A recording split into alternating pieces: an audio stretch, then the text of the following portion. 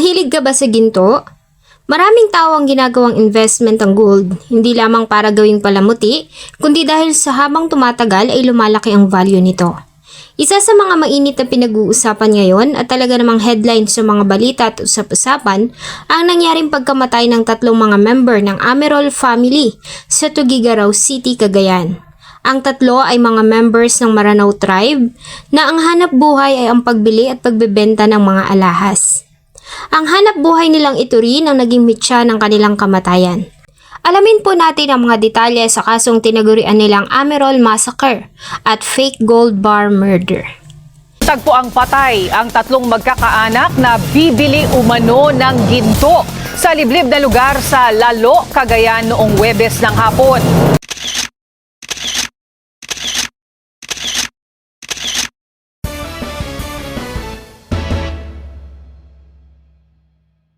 March 12, 2026, araw ng Huwebes, nang matagpuan ng wala ng buhay na katawan ng dalawang lalaki at isang babae sa liblib na lugar ng Barangay Santa Teresa, Lalo, Cagayan.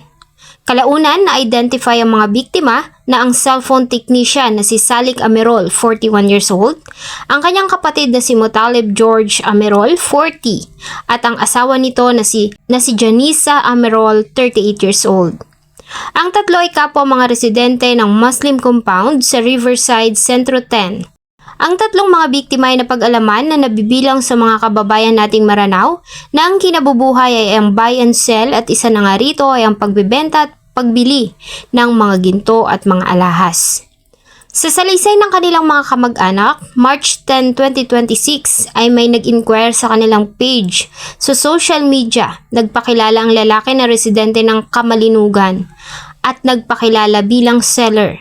Ayon sa report ay nagkaroon ng pag-uusap sa pagitan ng dalawang grupo, kung saan ay nagawa pang ipakita ng seller ang kanyang binibentang gold bar at nilegit check ito live. Dahilan kaya naman nagawa nitong makuha ang interes ng mga biktima.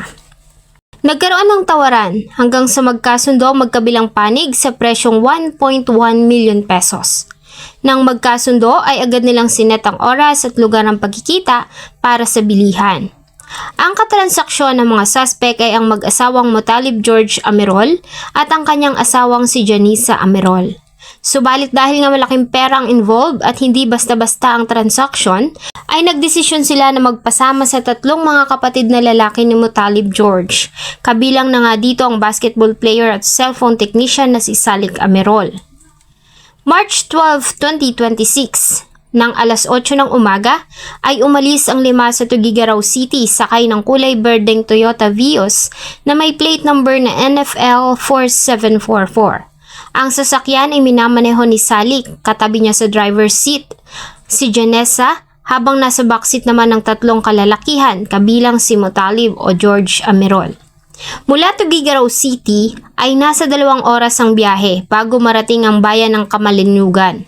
Pagdating nila sa Kamalinugan ay doon sila nakipagtagpo sa tatlong kalalakihan na kanilang katransaksyon. Nang makausap na nila ang tatlo, ay sinabi ng mga ito na nagkaroon sila ng emergency dahil sa nasa hospital ang kanilang tatay. Sinabi din umano ng tatlo na kagagaling lang nila sa hospital at hindi nila dala ang ginto. Naiwan umano ito sa kanilang bahay sa kabilang barangay.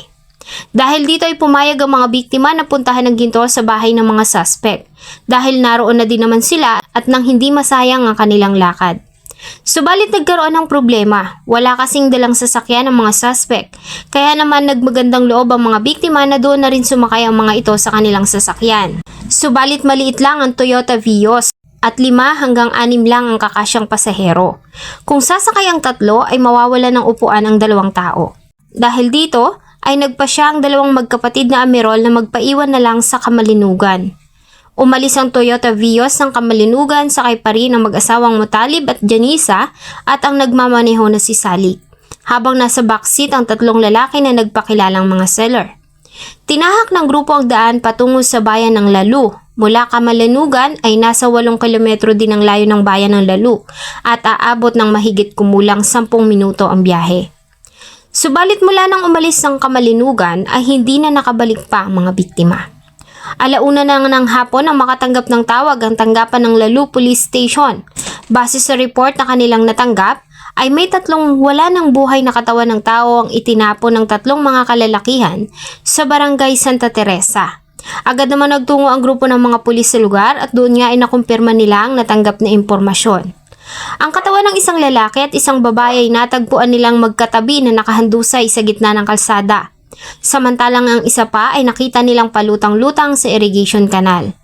Nang suriin nila ang mga biktima ay wala na itong mga buhay at ang tatlo ay kapwa nagtamo ng mga tama ng bala ng baril. Walang anumang kagamitan ng tatlo na makakapagsabi ng kanilang pagkakakilanlan, kaya naman agad silang nag-post ng panawagan sa social media. Sa social media na nakita ng mga kamag-anak ng mga biktima ang kanilang larawan. Maging ang dalawang kasama nila na naiwan sa kamalinugan ay nagulat nang makita ang kanilang mga larawan at agad silang nakipag-coordinate sa mga pulis. Dito nga ay nakumpirma na ang mga biktima ay ang mag-asawang Motalib George Amerol at Janisa Amerol at ang kapatid ni Motalib na si Salik Amerol. Ayon sa salaysay ng dalawang saksi na nagbigay ng kanilang statement, ay nasaksihan nila kung paano ibinaba ng mga suspect ang mga katawan mula sa isang building Toyota Vios. Ang dalawa ay kapwa mga construction worker at ng mga oras na iyon ay nasa bunkhouse lamang sila at nagpapahinga nang dumaan ang sasakyan na nagmula sa silangang direksyon. Paglampas ng sasakyan sa kanilang bunkhouse ay bigla itong nag-U-turn. Huminto ang sasakyan sa gitna ng kalsada at mula doon ay may bumabang dalawang lalaki. Unang ibinaba ng mga ito ang katawan ni Salik na inihagis nila sa kanal.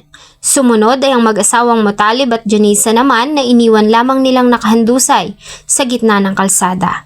Matapos nito ay muling sumakay ang mga lalaki sa Toyota Vios na green at umalis sa lugar. Sa pareho pa ring araw ay na-recover ang birding Toyota Vios na may plate number na NFL 4744.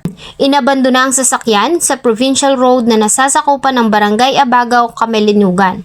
Lumalabas sa investigasyon na matapos itapon ng mga katawan ay bumalik ang mga suspect sa Kamalinugan. Marahil ay pakay ng mga ito na hanapin ang dalawa pang kapatid ng mga Amerol para patayin. Buti na lamang at ang mga oras na iyon ay umalis na sila sa lugar ng meeting point at nakapagtago. Na-recover sa loob nito ang 2 tingga at 5 basyo ng bala ng kalibre 45 na baril. Sa investigasyon lumalabas na binaril ang mga biktima sa loob ng sasakyan bago itinapon sa barangay Santa Teresa. Nagtamo ang biktima na si Janisa ng tama ng bala ng baril sa kanyang ulo. Ang kanyang asawa na si George naman ay nagtamo ng tama ng bala ng baril sa kanyang leeg pataas at ang driver na si Salik ay nagtamo ng mga tama ng bala ng baril sa kanyang tagiliran. Dahil nga nawawala ang pera ng mga biktima na nagkakahalaga ng 1.1 million pesos at mga cellphones ay pagnanakaw ang nakitang motibo ng PNP. Sa tulong pa rin ng mga testigo at salaysay ng magkakapatid na naiwan sa Kamalinugan na nakipagkita din sa mga suspect ay nagawang matukoy ang mga salarin. Ang tatlo ay napag-alaman nila ng mga residente ng Bugiu, Cagayan. Sa pinagsamang pwersa ng mga kapulisan sa ginawa pa ring hot pursuit operation noong March 13, 2026 ng alas 3 ng hapon ay naaresto nila ang dalawang suspect na sila alias Rudy, 49 years old at alias Freddy, 31 years old. Ang dalawa ay naaresto sa barangay San Juan, Bugiu, Cagayan. Nakuha mula sa kanila ang iba't ibang mga armas at kagamitan. Kabilang na nga dito ang isang G3 9mm na pistol, M16 rifle na may defaces serial number, mga improvised shotgun, isang rifle grenade, ilang magazines, daan-daang bala, tactical sling bags, at iba't ibang unit ng cellphone. Ganun pa man ay hindi na na-recover ang pera ng mga biktima. Ang dalawa ay nasa kamay ngayon ng Bugiu Municipal Police Station habang patuloy naman ang ginagawang manhunt sa isa pang suspect na nanatiling at large. Ang nasabing suspect ay sinasabing dati nang may record sa PNP at member ng notorious na Cabezo Gang at kasapi ng fake gold bar syndicate na kumikilos sa Cagayan at mga karatig na lalawigan. May mga report na maaaring nakalabas na ng Cagayan ng suspect kaya naman nakikipag-coordinate na ang PNP sa kanilang mga kasangay sa iba't ibang kalapit na balalawigan. Ang mga biktima ay nahihatid na rin sa kanilang huling himlayan alinsunod sa kanilang paniniwala. Sa huling sandali, isinamahan sila ng daan-daang mga tao Kaya naman dito mo masasabi na mabubuting tao ang mga biktima at marami ang nagmamahal sa kanila. Panawagan ng PNP sa kung sino man ang may impormasyon o makakakita sa pinaghahanapan nilang suspect ay agad na ipaalam ito sa mga kinauukulan. Ang suspect ay pinaniniwalaang armado kaya naman labis itong delikado. Kasi Bayansel, meron kang mga site yan. Apari Bayansel, Lalo Bayansel, Kakaran, lahat sa klase. May mga kapatid natin, doon nagpo-post. Yung person of interest nag-inquire. Parang nagpanggap sila na sailor ng gold. Kasi nung that time, wala pang funding kasi Sunday yata I think. Nung kapon, parang nagkasundo sila na nung pinakita naman na legit naman yung mga gold bar na one, nagkatawaran sila. Nung nagkatawaran, nagkasundo sila sa pera, bumiyay yung mga kapatid natin kapon sa Kamalanyugan. Ngayon, ang usapan nila kasi ang dahilan nung person of interest, may emergency sila. Yung tatay nila o nanay nila iting nasa ospital. Ngayon, kita na lang dito sa ospital. Nung nagkita na sila, actually 5 sila sa Bayos. Talagang 5 sila. Ngayon, nung nakita na sila, sabi ng person, hindi yung dala-dala yung gold sa bahay. Puntahan natin. So luckily, nasib yung dalawa pa nilang kapatid kasi bumaba. Ang sumakay, ngayon yung person of interest. Medyo liblib na lugar. Hindi natin na mangyari, doon na nila ginawan ng hindi maganda yung mga kapatid natin. So ang namatay, yung dalawang kapatid at yung hipag niya, pulis pa naman ng 4 months. Maraming salamat po sa inyong patuloy na pagtangkilik ng atin pong mga videos. Huwag niyo pong kalimutang mag-iwan ng inyong saloobin at suggestion sa atin pong comment section. Thank you so much po and see you on my next video.